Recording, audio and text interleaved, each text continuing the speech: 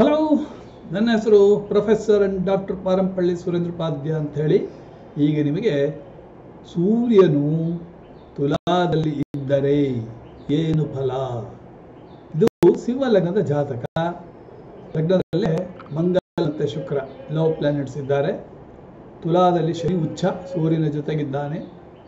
ಬುಧ ಅವರ ಜೊತೆಯಲ್ಲೇ ಇದ್ದಾನೆ. ಸೂರ್ಯ ಬುಧ ಎಲ್ಲ ನಾರ್ಮಲಿ ಹತ್ರ ಇರ್ತಾರೆ. ಬೃಹಸ್ಪತಿ ಕೇತು 4ನೇ ಮನೆ ಅಂದರೆ ವೃಶ್ಚಿಕದಲ್ಲಿ ಕುಜವತ್ ಕೇತು, ಅಥವಾ ರಾಹು ಮತ್ತು ಚಂದ್ರ ವೃಷಭದಲ್ಲಿ. ನೋಡಿ, ಇದು ಒಂದು ರೀತಿಯಲ್ಲಿ ನಮ್ಮ ಇನ್ಫೋಸಿಸ್ ನಾರಾಯಣ ಮೂರ್ತಿಯವರ ಜಾತಕಕ್ಕೆ ಹೋಲ್ತದೆ ಅಂತ ಹೇಳಿದರೆ ತಪ್ಪಾಗದು. ಇಲ್ಲಿ ತುಲಾದಲ್ಲಿ ರವಿ ಇದ್ದರೂ ಸಹ ಆತನು ಲಗ್ನದಿಂದ 3ನೇ ಮನೆಯಲ್ಲಿರೋನು. ಅಂದರೆ ಈ ಜಾತಕಗಳಿಗೆ ಕಮ್ಯುನಿಕೇಷನ್ ಎಕ್ಸಲೆಂಟ್. ಇಲ್ಲವಾದಲ್ಲಿ ಕಾಲಪ್ರಶ್ನೆ ಜಾತಕದ ಪ್ರಕಾರ ರವಿ ಮೇಷದಿಂದ ಸಪ್ತಮದಲ್ಲಿದ್ದ ಹಾಗಾಗುತ್ತದೆ. ಆದರೆ ಇಲ್ಲಿ ರವಿಯು ನೀಚ.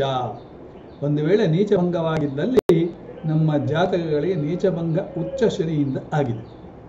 ಇದು ಒಂದು ರಾಜಯೋಗವನ್ನು ಕೊಡ್ತದೆ ಅಂತ ನಾವು ಹೇಳ್ತೇವೆ. ಆದರೆ ಮದುವೆ ವಿಚಾರದಲ್ಲಿ ಒಂದು ರೀತಿಯಲ್ಲಿ ಸನ್ಯಾಸಿಯಾಗಿಯೇ ಜೀವನವನ್ನು ಅನುಭವಿಸುತ್ತಾರೋ ಅಂತ ಒಂದು ಅನುಮಾನ. ಯಾತಕ್ಕೆ? ಸಪ್ತಮದಲ್ಲಿ ಚಂದ್ರನಿಂದ ಸಪ್ತಮದಲ್ಲಿ ಸೂರ್ಯ, ಲಗ್ನದಿಂದ ಸಪ್ತಮದಲ್ಲಿ ಸೂರ್ಯ ಇದ್ದರೂ ಇಲ್ಲಿ ಏನಾಗ್ತದೆ ಅಂದರೆ, ಸೂರ್ಯ ಮತ್ತು ಶನಿ ಇದ್ದರೆ ನಾನು ಹೇಳ್ತೇನೆ ಇವರಿಗೆ ಪಿತೃಶ್ರಾಪ ಉಂಟು ಅಂತ. ಆ ಪಿತೃಶಾಪ ಪರಿಹಾರಕ್ಕಾಗಿ ಇವರು ಒಂದು ಗಯಾ ಇಲ್ಲ ಗೋಕರ್ಣ ಅಥವಾ ನಮ್ಮ ಶ್ರೀರಂಗಪಟ್ಟಣಕ್ಕೆ ಹೋಗಿ ಮಾಡಿಸ್ಕೊಂಡು ಬರಬೇಕು. ಆವಾಗಲೇ ಮದುವೆ ಜೀವನ ಒಳ್ಳೆಯದಾಗ್ಬೋದು ಅಥವಾ ಮದುವೆ ಆಗ್ಬೋದು. ಆಯಿತಾ? ಶನಿ ಈ ನೀಚ ಸೂರ್ಯ ಅಂದ್ರೆ ನೀಚ ಸೂರ್ಯ ಅಂದರೆ ಕೆಲವು ಬಾರಿ ಇವರಿಗೆ ಪುಕ್ಕಲು ಬರ್ತದೆ. ನಾನು ಒಂಟಿ ಇದ್ನಲ್ಲ, ನನ್ನನ್ನು ಯಾರಾದರೂ ಏನಾದರೂ ಕೊಂದರೆ, ಹಣಕ್ಕಾಗಿ ಯಾರಾದರೂ ಮೈಡ್ ಸರ್ವೆಂಟ್ ನನ್ನನ್ನು ಬಾಯಿಗೆ ಕಾಗದ ತುರುಕಿದರೆ ಅಥವಾ ಕಲ್ಲಿನಿಂದ ಮಂಡೆ ಜಪ್ಪಿದರೆ, ಹೀಗಿಂದೆಲ್ಲ ಹೆದರಿಕೆ ಬರ್ತದೆ. ಎಲ್ಲ ಕಾರಿನಲ್ಲಿ ಡ್ರೈವರು ಏನಾದರೂ ನನ್ನ ಮಧ್ಯದಲ್ಲಿ ಆಕ್ಸಿಡೆಂಟ್ ಮಾಡಿಸಿ ಹೋದರೆ ಹೀಗೆ. ಯಾಕಂದರೆ ಸೂರ್ಯನು ನೀಚ. ಆ ನೀಚ ಸೂರ್ಯನ ಗುಣ ಏನಂದರೆ ಆತ್ಮ. ಅವನು ಆ್ಯಕ್ಚುಲಿ ಲಗ್ನಕಾರಕ ಸೂರ್ಯ. ಲಗ್ನಕಾರಕ ಸೂರ್ಯನು ಎಲ್ಲ ರೀತಿಯ ಬಲಗಳನ್ನು ಕೊಡ್ತಾ ಇರ್ತಾನೆ. ಆದರೆ ಇಲ್ಲಿ ಏನಾಗ್ತದೆ ಅಂದರೆ, ತಂದೆಯನ್ನು ಕಂಡ್ರೆ ಇವರಿಗೆ ಆಗೋದಿಲ್ಲ. ಅದೇ ತಾಯಿ ಅಂದರೆ ಬಹಳ ಪ್ರೀತಿ. ಯಾಕಂದರೆ ರೋಹಿಣಿ ನಕ್ಷತ್ರದವರು ಇವರು. ಆಯಿತಾ? ವೃಷಭ ರಾಶಿ ಚಂದ್ರ. ಇಲ್ಲಿ ಒಂದು ಗಮ್ಮತ್ ನೋಡಿ, ರೋಹಿಣಿ ನಕ್ಷತ್ರದ ರಾಹುವಿನ ಚಂದ್ರನ ಜೊತೆಯಲ್ಲಿ ರಾಹು ಇದ್ದಾನೆ. ಅಂದರೆ ಏನಾಯಿತು? ಪರಮೋಚ್ಛ ಚಂದ್ರನ ಜೊತೆಯಲ್ಲಿ ರಾಹು ಅಂದರೆ ಇವರ ಪರಮೋಚ್ಛ ಎಮೋಷನಲ್ ಗಿರಾಕಿ ಅಂತ ಹೇಳ್ಬೋದು. ಆಯಿತಾ? ಇರಲಿ. ಬುಧನು ಇದ್ದ ಕಾರಣ ಇವರು ಕೆಲವು ಬಾರಿ ಬೇರೆಯವರಿಗೆ ಫಾಲ್ಟ್ ಫೈಂಡರ್ ಅಂತ ಆಗುವ ಬದಲು ದಾರಿದೀಪವಾಗಿರ್ತಾರೆ. ನನ್ನಂಥವನಾಗಿದ್ದರೆ ಫಾಲ್ಟ್ ಫೈಂಡರ್ ಆಗಿರ್ತಾನೆ. ಇವರು ಹಾಗಲ್ಲ. ಇವರು ಬೇರೆಯವರಿಗೆ ದಾರಿದೀಪ. ಅಂದರೆ ಇವರು ಹೆಣ್ಣಾಗಿದ್ದರೂ ಕೂಡ ನಾನು ಹೇಳ್ತೇನೆ, ಇವರು ಸುಮಾರು ಜನರಿಗೆ, ಒಂದು 200 ಜನರಿಗೆ ಕೆಲಸವನ್ನು ಕೊಟ್ಟಿರ್ತಾರೆ. ನೋಡಿ ಎಂಥ ಒಂದು ಯೋಗ್ಯತೆ. ಆಯಿತಾ? ಇಲ್ಲಿ ನಾವು ಜಾತಕರಿಗೆ ಅನೇಕ ಗಣ್ಯರ ಸಂಬಂಧವಿದೆ ಅಂತಲೂ ಹೇಳಬಹುದು. ಕಾರಣ ಇವರಲ್ಲಿ ರಾಜಕೀಯ ವ್ಯಕ್ತಿಗಳೇ ಆಗಿರಬಹುದು, ಇಲ್ಲ ಜ್ಯೋತಿಷ್ಯಗಾರರೇ ಆಗಿರಬಹುದು. ಶನಿ ಬುಧ ಅಲ್ವೋ, ಆಸ್ಟ್ರಾಲಜಿ ಸಂಬಂಧಿತ. ಆಯಿತಾ? ಇಲ್ಲ ಅನೇಕ ಸ್ನೇಹಿತರೇ ಇರಬಹುದು. ಯಾಕಂದರೆ ಬುಧ ಸ್ನೇಹಿತರಿಗೆ ಕಾರಕ ಗ್ರಹ. ನೋಡಿ, ನೀವು ವಿಶ್ಲೇಷಣೆ ಮಾಡ್ತಾ ಹೋದರೆ ಸಿಕ್ಕಾಪಟ್ಟೆ ಸಿಗ್ತದೆ. ಆದರೆ ಈ ಜಾತಕದಲ್ಲಿ 3ನೇ ಮನೆ ಕಾರಕತ್ವಗಳು ಎತ್ತಿ ಹಿಡಿದಿರ್ತದೆ. ಅಂದರೆ ಇವರೇ ಸಿಬ್ಲಿಂಗ್ಸ್ ಉತ್ತಮವಾಗಿ ಇವಳಿಂದ ಸಹಾಯವನ್ನು ಪಡೆಯುತ್ತಲೇ ಹಿಂದಿನಿಂದ ಬೈತಲೇ ಇರ್ತಾರೆ. ಶನಿ ಇರ್ತಾರನ್ನೇ. ಶನಿ ಏನಂದರೆ ಸ್ವಲ್ಪ ಮಟ್ಟಿಗೆ ಬೈಯೋದ್ರಲ್ಲಿ ನಂಬರ್ 1. ಆದರೆ ತುಲಾ ಎನ್ನುವುದು ಒಂದು ರೀತಿಯಲ್ಲಿ ಸಮತೋಲನವನ್ನು ಕಾಯ್ದುಕೊಂಡಂಥ ವ್ಯಾಪಾರ ಮನೋಭಾವನೆ ಇರುವಂಥ ಒಂದು ರಾಶಿ. ಆದ್ದರಿಂದ ಇವರೊಬ್ಬರು ದೊಡ್ಡ ಕಾರ್ಖಾನೆ ಪಂಡಿತರೆಂದರೆ ತಪ್ಪಾಗೋದು. ನೋಡಿ, ಕಾರ್ಖಾನೆಯನ್ನು ಇಟ್ಟದ್ದು ಹೌದು ಇವರು. ಆಯಿತಾ? ಅದು ಯಾವ ಕಾರ್ಖಾನೆ ಅಂದರೆ ಹಾರ್ಡ್ವೇರ್ ಸಂಬಂಧಿತ ಕಾರ್ಖಾನೆ. ಸುಮಾರು ಎಣಿಸಿದ್ದಕ್ಕಿಂತ ಒಂದು 10 ಪಟ್ಟು ಹಣವನ್ನು ಸಂಪಾದನೆ ಮಾಡಿದ್ದಾರೆ. ಅಂದರೆ ಅತಿಶಯೋಕ್ತಿಯೇ ಅಲ್ಲ.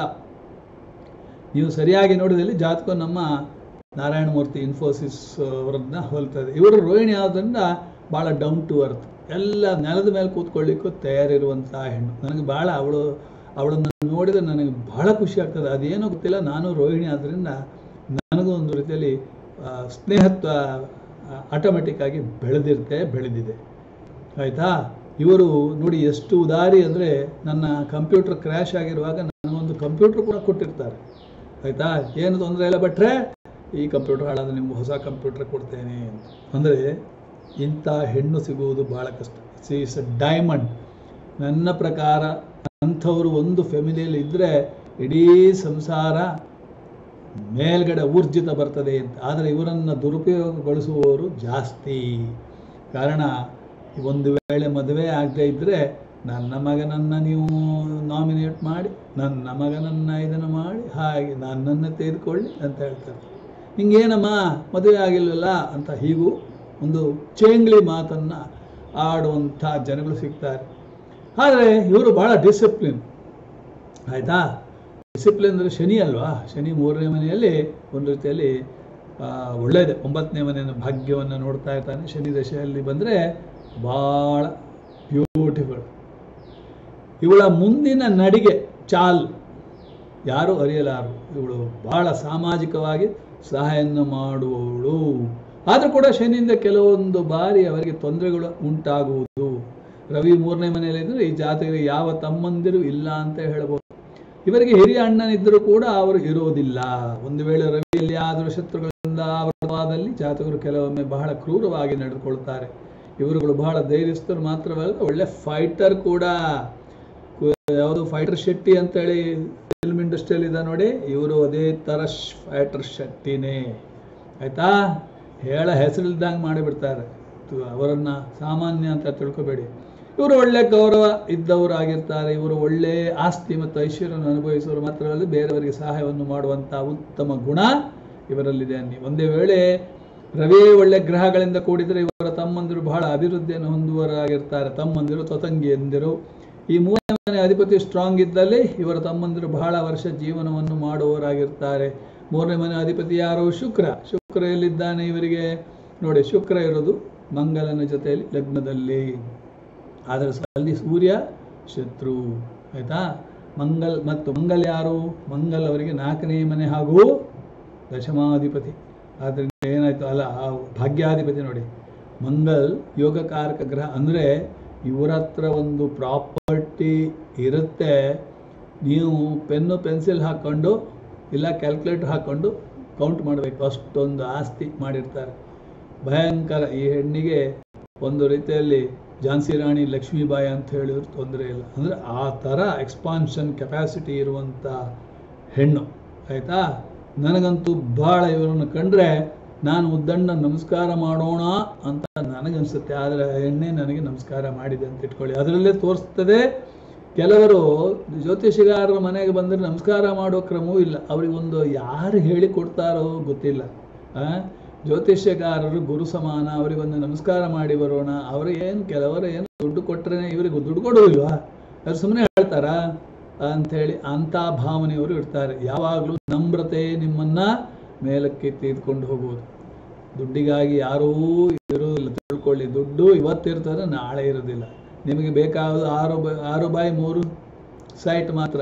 ನಿಮ್ಮನ್ನು ಹೂಳಲು ಇಲ್ಲ ಸುಡಲು. ಕುಂಟಿ ಕೂಡಲು ನಿಮಗೆ ಇಷ್ಟೇ ಬೇಕಾದ ಜಾಗ ತಿಳ್ಕೊಳ್ಳಿ. ಆದರೆ ನೀವು ಮಾಡಬೇಕಾದ್ದು ಏನು? ನಿಮ್ಮ ಸಂಸ್ಕಾರವನ್ನು ಮೇಲಕ್ಕೆ ಎತ್ತಬೇಕು. ಆಯಿತಾ, ಜ್ಯೋತಿಷಿಗಾರರು ಕಾಫಿ ಕೊಡ್ತಾರೆ, ತಿಂಡಿ ಕೊಡ್ತಾರೆ, ಮಾತಾಡ್ತಾರೆ. ಇವರಿಗೆ ನಾವೊಂದು ನಮಸ್ಕಾರ ಮಾಡಿ ಹೋಗೋಣ. ಅದರ ನಮಗೆ ನಮಸ್ಕಾರ ಬೇಕಿಲ್ಲ ಅಂತ ಇಟ್ಕೊಳ್ಳಿ. ನಮಸ್ಕಾರ ಮಾಡಿದರೆ ನಾನು ನಿಮಗೆ ಕಾಲಿಗೆ ಬೀಳಬೇಕಾಗುತ್ತೆ ಆಮೇಲೆ. ಆದರೆ ಈ ಹುಡುಗಿ ಮಾತ್ರ ಹೇಳುವುದಲ್ಲ, ನನಗೂ ನಮಸ್ಕಾರ, ನನ್ನ ಹೆಂಡತಿಗೂ ನಮಸ್ಕಾರ ಅಮ್ಮ ಅಂತ. ಆಮೇಲೆ ಕುಡಿದ ಲೋಟ, ಯಾವುದು ಪುಡ್ಡಿಂಗ್ ಕೊಟ್ಟಂಥ ಕಪ್ಪುಗಳನ್ನು ಕೂಡ ಮನೆ ಒಳಗಡೆ ಅಡುಗೆ ಮನೆಗೆ ಹೋಗಿ ರಾಜಾರೂಢಿಯಾಗಿ ಹೋಗಿ ತೊಳೆದು ಇಟ್ಟು ಹೋಗ್ತಾಳೆ. ಅಂದರೆ ಈ ಥರ ನಮ್ಮ ದಕ್ಷಿಣ ಕನ್ನಡದವರಿಗೆ ಮಾತ್ರ ಬರ್ತದೆ ವಿನ ಮತ್ತೆ ಬೇರೆ ಯಾರಿಗೂ ನಾನು ಬರುವುದು ಕಾಣುವುದಿಲ್ಲ. ಆಯಿತಾ, ಇರಲಿ, ನಿಮಗೆ ಬಂದರೆ ಭಾಳ ಅನುಕೂಲ, ಒಳ್ಳೆಯದು. ಇದು ನಿಮ್ಮಗಳ ಭಾವನೆಯನ್ನು ತೋರಿಸ್ತದೆ ವಿನ ಮತ್ತೇನೂ ಅಲ್ಲ. ಆಯಿತಾ, ನಾನು ಇವಳನ್ನು ಮಾತ್ರ ಭಾಳ ಹೊಗಳ್ತಾ ಇರ್ತೇನೆ. ರೋಹಿಣಿ ನಕ್ಷತ್ರದವರೇ ಹಾಗೆ. ನಾನು ಅದಕ್ಕೆ ಅದೊಂದು ಸೈಡ್ನಲ್ಲಿ ನಾನು ಹೇಳ್ತಾ ಇರ್ತೇನೆ. ಆಯಿತಾ, ಇನ್ನೇನು ರವಿ 3ನೇ ಮನೆಯಿಂದ ಇರುವ ಜಾತಿಯರಿಗೆ ಯಾವ ಒಂದು ಕಮ್ಯುನಿಕೇಷನ್ ಹಿಂದೆ ಅಡ್ಡಿ ಆದರೂ ಸ್ವಲ್ಪ ಮಟ್ಟಿಗೆ ಹೆದರಿಕೆ ಬರುತ್ತದೆ. ಬೇಡಿ, ರವಿಯಲ್ಲಿ ಆದರೂ ಶತ್ರುಗಳಿಂದ ಆವತ್ತ ಜಾತಕ ಕೆಲವನ್ನು ಕ್ರೂರವಾಗಿ ವರ್ತಿಸುವುದು ಉಂಟು. ಇರಲಿ. ಇನ್ನು ಏನಾಗ್ತದೆ? ಸೂರ್ಯನಲ್ಲಿ ಆದರೂ ಶತ್ರು ಅಥವಾ ಕೆಟ್ಟ ಗ್ರಹಗಳ ಸಂಗಾತಿಯಾದಲ್ಲಿ ಇವರ ಕುಟುಂಬವೇ ಇಲ್ಲದವಾಗುತ್ತೆ. ಅದೇ ಉಲ್ಟಾ ಸೂರ್ಯನಲ್ಲಿ ಆದರೂ ಶುಭ ಗ್ರಹಗಳಿಂದ ಆವೃತವಾದಲ್ಲಿ ಇವರಲ್ಲಿ ಸಂಸಾರ ವೃದ್ಧಿಯೂ ಆಗ್ತದೆ ಅಂತ. ಯಾಕಂದರೆ ಲಗ್ನಾಧಿಪತಿ ಸೂರ್ಯ, ಇವರು ಸೂರ್ಯನಿಗೆ ಅರ್ಘ್ಯ ಬಿಡಬೇಕಾಗುತ್ತೆ. ಬಿಟ್ಟರೆ ಮದುವೆ ಆಗ್ತದೆ. ಮದುವೆ ಯಾಕಾಗೋದಿಲ್ಲ? ಮದುವೆಗೆ ನೋಡಿ, ಈಗ ಚಂದ್ರ ಅಲ್ವಾ, 7ನೇ ಮನೆಯಲ್ಲಿ ವರ್ಷಕದಲ್ಲೇ ಗುರು ಇದ್ದಾನೆ. ಇವರಿಗೆ ಗುರು ಬಲ ಇದೆ. ಮದುವೆ ಈ ವರ್ಷ 5 ನವೆಂಬರ್ 2019 ಆಗ್ಬೇಕು ನಮ್ಮ ಪ್ರಕಾರ, ಆಯ್ತಾ? ಸೊ ಆ ಗುರು ಏನು ಮಾಡ್ತಾ ಇದ್ದಾನೆ? ಗುರು ವೃಶ್ಚಿಕ, ಧನು, ಮಕರ, ಕುಂಭ, ಮೀನ, ಮೇಷ, ವೃಷಭ, ಮಿಥುನ, ಕಟಕ. ಮುಂದೆ ಗುರು ಧನೂರಿಗೆ ಹೋದರೂ ಕೂಡ ಇವರಿಗೆ ಮದುವೆ ಆಗ್ತದೆ. ಯಾಕಂದರೆ ಇವರ ಗಂಡನಾದ ಮಂಗಲ್ನನ್ನು, ಸಿಂಹದಲ್ಲಿರೋ ಮಂಗಲ್ನನ್ನು ಗುರು, ಗೋಚಾರದ ಗುರು ನೋಡ್ತಾ ಇರ್ತಾನೆ. ಅದರಿಂದ ಈ 2 ವರ್ಷ ಅವರಿಗೆ ನಾನು ಮದುವೆ ಟೈಮ್ ಕೊಟ್ಟಿದ್ದೇನೆ, ಅಷ್ಟರೊಳಗೆ ಆಗಬೇಕು. ಇನ್ನು ಬೃಹತ್ ಜಾತಕದ ಪ್ರಕಾರ ಇವರು ಬಹಳ ಬುದ್ಧಿವಂತಿಕೆ ಇಂದ ಆ್ಯಕ್ಟ್ ಮಾಡೋರು. ಕರೆಕ್ಟ್. ಬುದ್ಧಿವಂತಿಕೆ ಯಾಕೆ ಬರ್ತದೆ ಹೇಳಿ? ಬುಧಾದಿತ್ಯ ಯೋಗ ಉಂಟು, ಆಯಿತಾ? ಹಾಗೆ ಫಲದೀಪಿಕದ ಪ್ರಕಾರ ಇವರಿಗೆ ಒಂದು ಒಳ್ಳೆ ಶಕ್ತಿ ಇರ್ತದೆ. ಯಾಕಂದರೆ ರಾಜಯೋಗ, ಅಲ್ಲಿ ನೀಚಭಂಗ ರಾಜಯೋಗ ಉಂಟಾಗಿದೆ ನೋಡಿ. ಮತ್ತು ಒಳ್ಳೆ ಜನರಸ್. ಎಂಥ ಹುಡುಗಿಯಯ್ಯ! ಹುಡುಗಿ ಇದ್ದರೆ ಈ ಥರ ಹುಡುಗಿ ಇರಬೇಕು. ನನ್ನ ಮಗಳ ಆಗಿದ್ದ ಪಕ್ಷದಲ್ಲಿ ನಾನು ಬಹಳ ಖುಷಿ ಪಡ್ತಿದ್ದೆ. ಅಷ್ಟು ಉದಾರಿ ಹೆಣ್ಣು. ಇಷ್ಟೊಂದು ದೊಡ್ಡಸ್ತಿಗೆ ಇದ್ದರೂ ಕೂಡ ಯಾವ ದೊಡ್ಡಸ್ತಿಗೆಯನ್ನು ತೋರಿಸದೆ ಬೇರೆಯವರಿಗೆ ಹೊಟ್ಟೆ ಕಿಚ್ಚಿ ಬರೋ ಹಾಗೆ ಮಾಡುವಂಥ ಹೆಣ್ಣು, ಆಯಿತಾ? ಸೊ ಇದಿಷ್ಟು ನನ್ನ ಒಂದು ವಿಶ್ಲೇಷಣೆ. ಇಲ್ಲಿಗೆ ಮುಗಿಸ್ತೇನೆ. ಎಲ್ಲರಿಗೂ ಒಳ್ಳೆಯದಾಗಲಿ.